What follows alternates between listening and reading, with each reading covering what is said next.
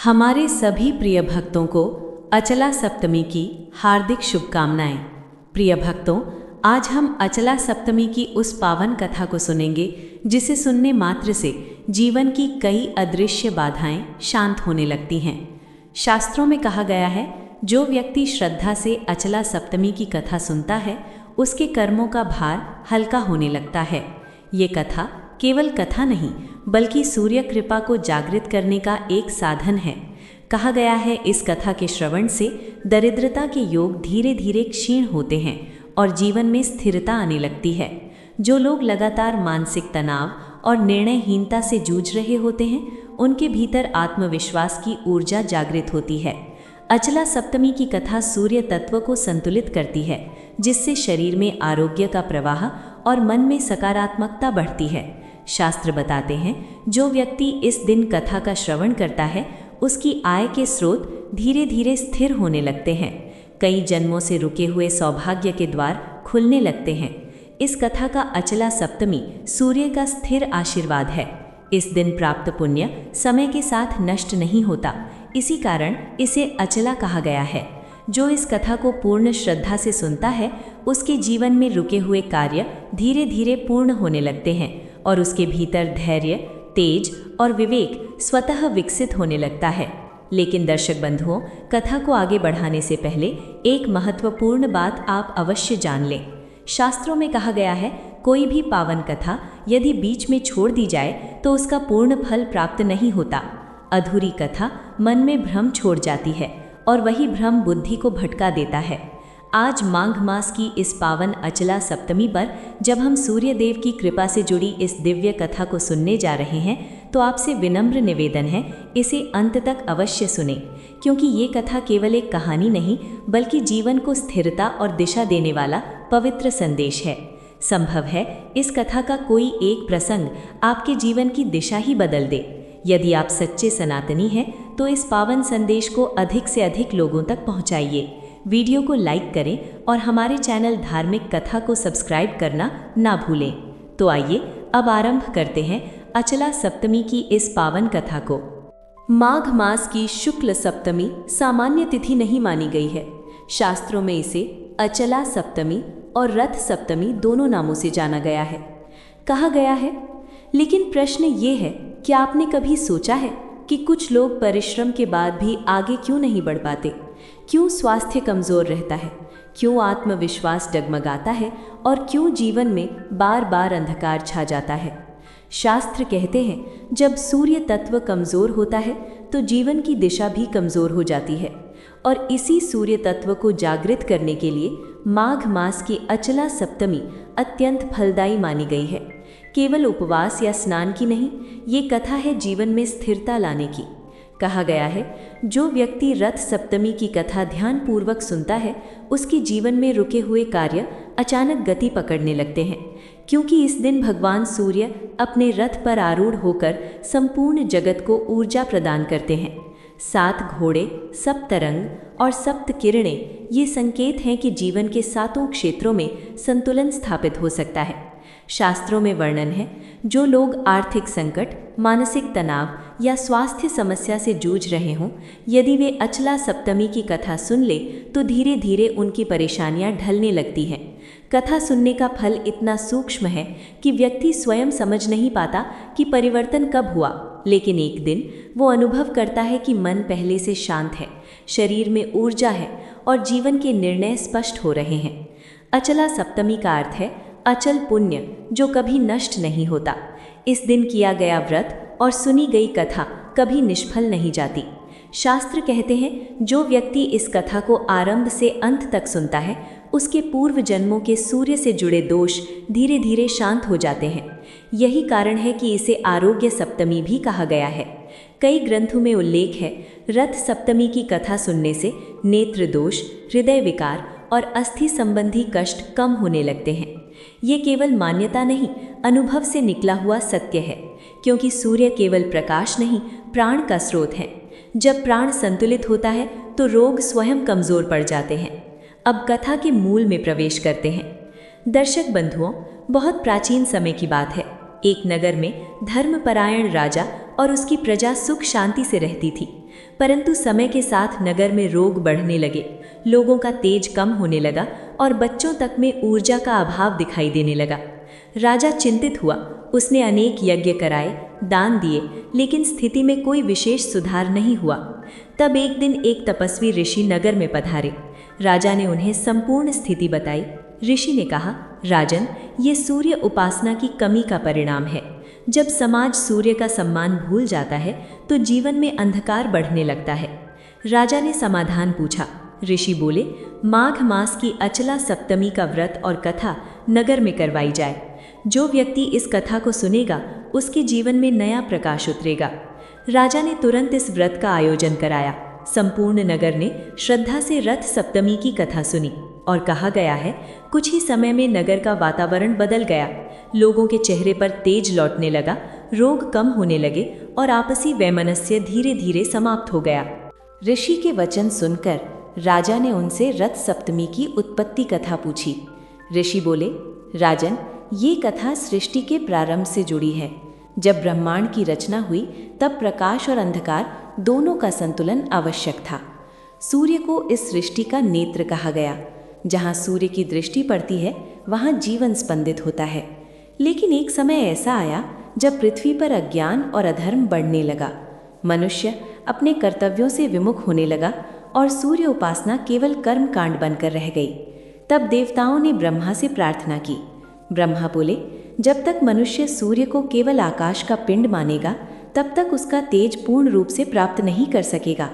उसे सूर्य को धर्म और जीवन के आधार रूप में स्वीकार करना होगा।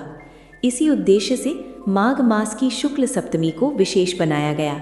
इसे कहा गया रथ सप्तमी, क्योंकि इसी दिन भगवान सूर्य उत्तरायण की दिशा में अपने रथ पर पूर्ण प्रभाव के साथ गमन करते हैं।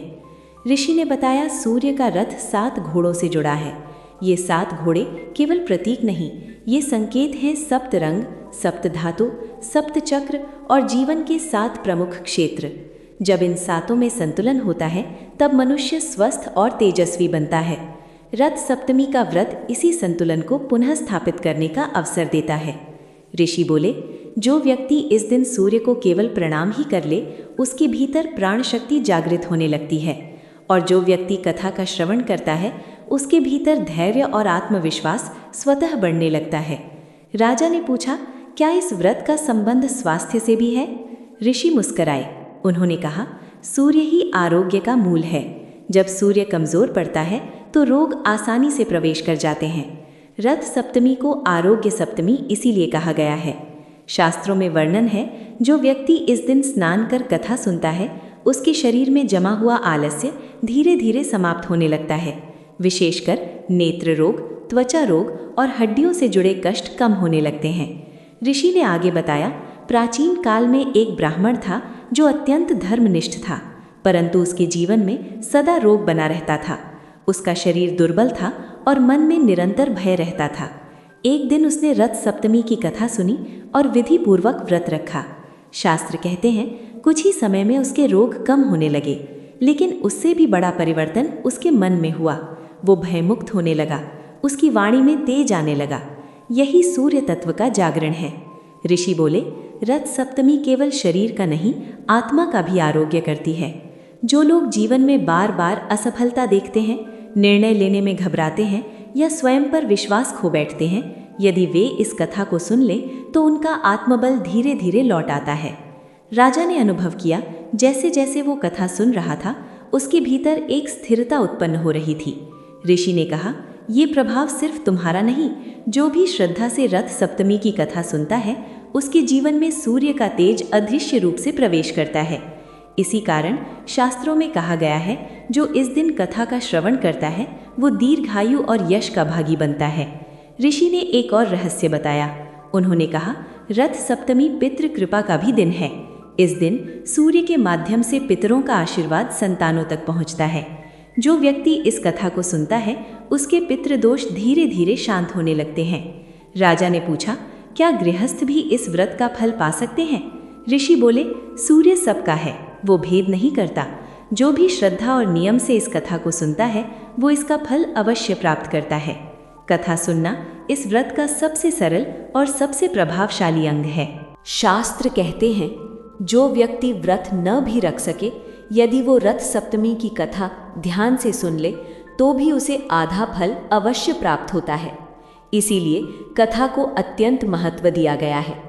ऋषि ने राजा से कहा, अब आगे तुम्हें जानना चाहिए इस व्रत की विधि, स्नान का रहस्य और वो नियम जिनसे फल कभी क्षीण नहीं होता। अगर ये वीडियो आपके दिल को छू रहा है तो कमेंट में जय सूर्यदेव अवश्य लिखें।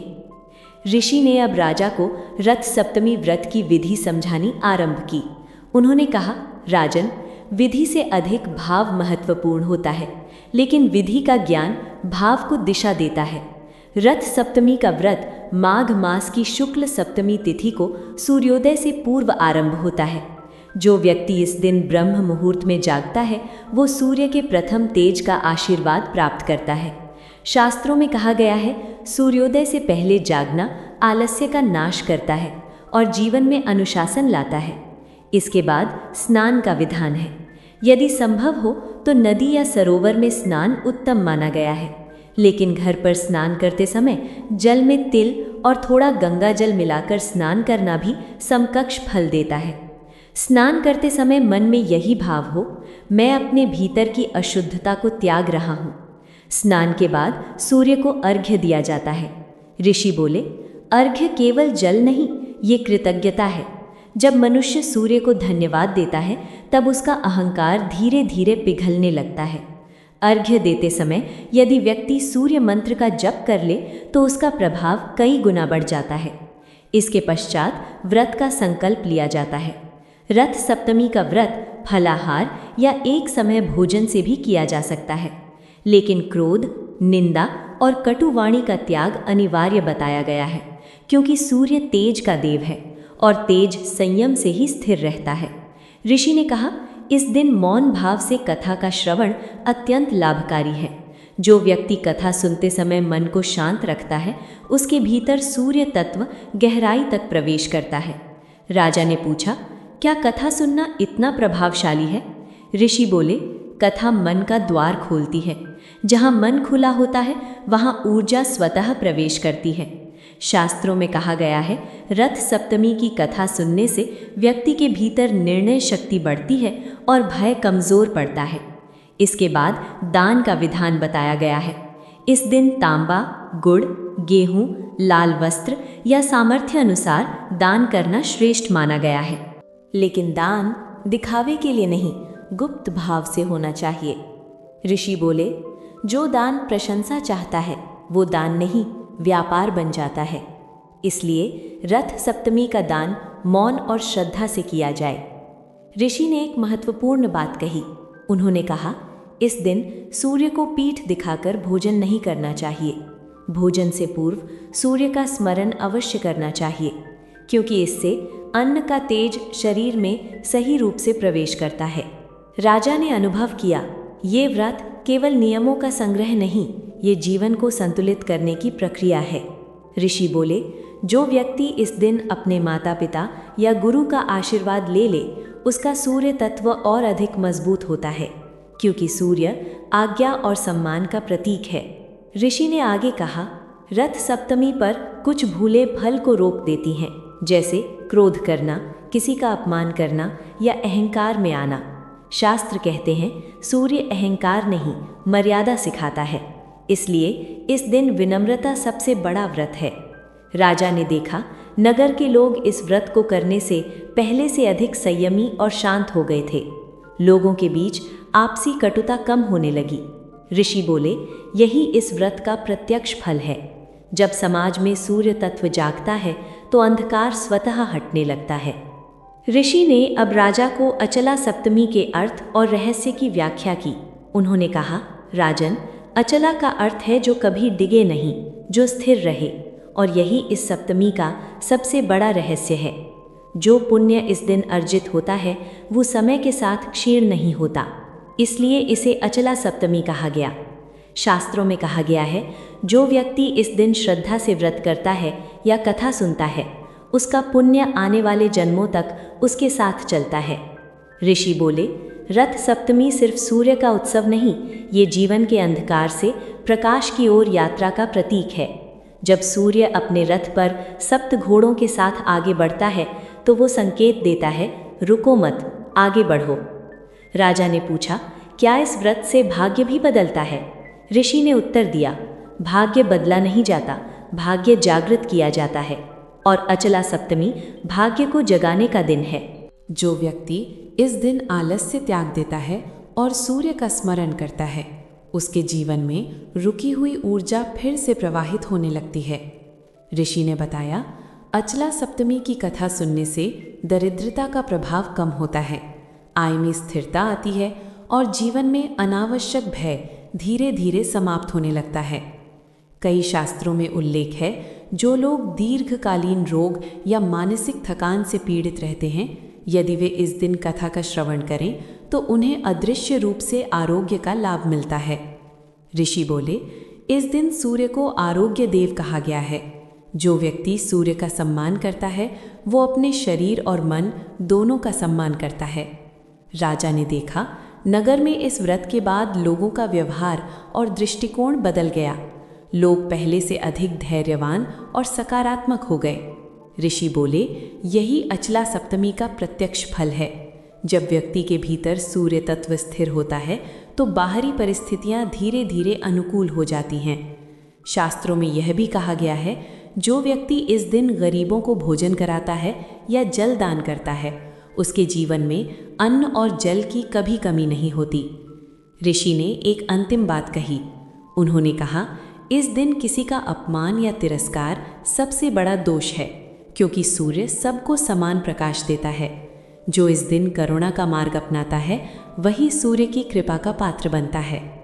राजा ने ऋषि को नमन किया और संकल्प लिया कि वह स्वयं और उसकी प्रजा हर वर्ष अचला सप्तमी का व्रत श्रद्धा से करेगी।